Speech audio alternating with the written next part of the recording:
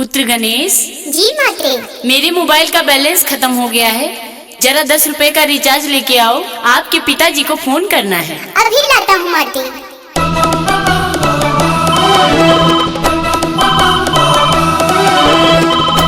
इस Kailash route की सभी लाइनें व्यस्त हैं, कृपया सावन बीतने के बाद कॉल करें। आप जिस देवता से बात करना चाहते हैं वो अभी किसी और से बात कर रहे हैं, कृपया 3 घंटे बाद कॉल करें।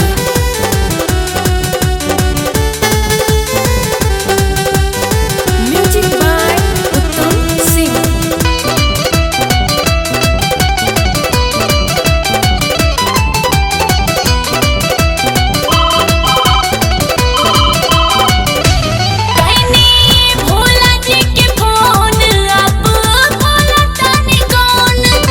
मैं नंदी बोल रहा हूँ, आप कौन देवी? मैं गौरा बोल रही हूँ नंदी। भोलेनाथ कहाँ है, बात करवाओ। भोला जी के फोन अब बोला तानी कौन, कहाँ बानी हम शिव भोलेनाथ कर वाइदाए नंदी तनिका, भोला जी से बात करा वाइदाए नंदी तनिका, भोला जी से बात करा वाइदाए नंदी तनिका। हेलो नारद जी। हाँ देवी, आप कौन? मैं कैलाश से गौरा बोल रही हूँ, मेरे भोलेनाथ कहाँ हैं, कहीं देखे हो? 4 दिन पहले देखा था केदारनाथ में गांजा पी रहे थे, घर नहीं पहुँचे। कहाँ? आप नाग देवता को फोन कर लीजिए, पता चल जाएगा। अच्छा ठीक है, मैं तो परेशान हो गई।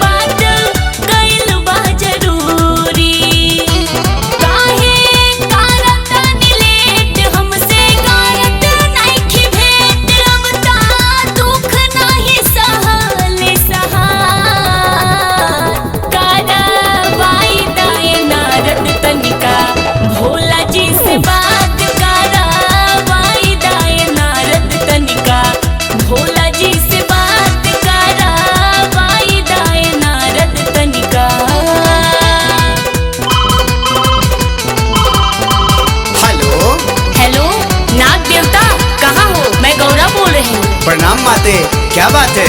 मेरे भोलेनाथ कहाँ हैं? अरे माता, हमको 4 दिन पहले ही गर्दन से उतार के फेंक दिए थे, हम तो कैलाश में पड़ा हूँ। आप ब्रह्मा जी को जरा फोन लगा के पूछिए ना, वो बता देंगे। ओहो, अब किस किस को फोन करूँ, अब तो मोबाइल में पैसा भी कम रह गया। अरे भोलेनाथ, कहाँ ना पता हो गया।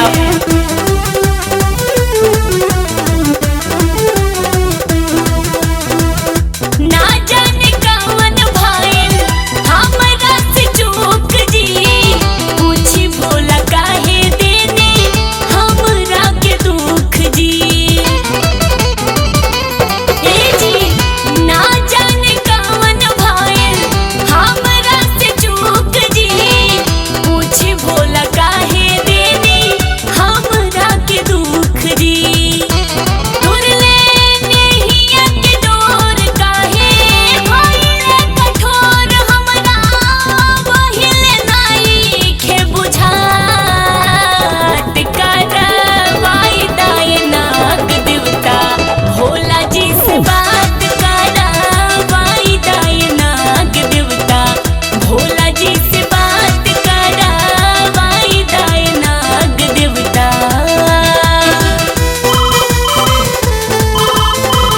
हेलो हेलो ब्रह्मा जी, मैं गौरा बोल रही हूँ। प्रणाम देवी।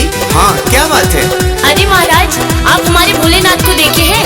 कईयों दिन से गायब है।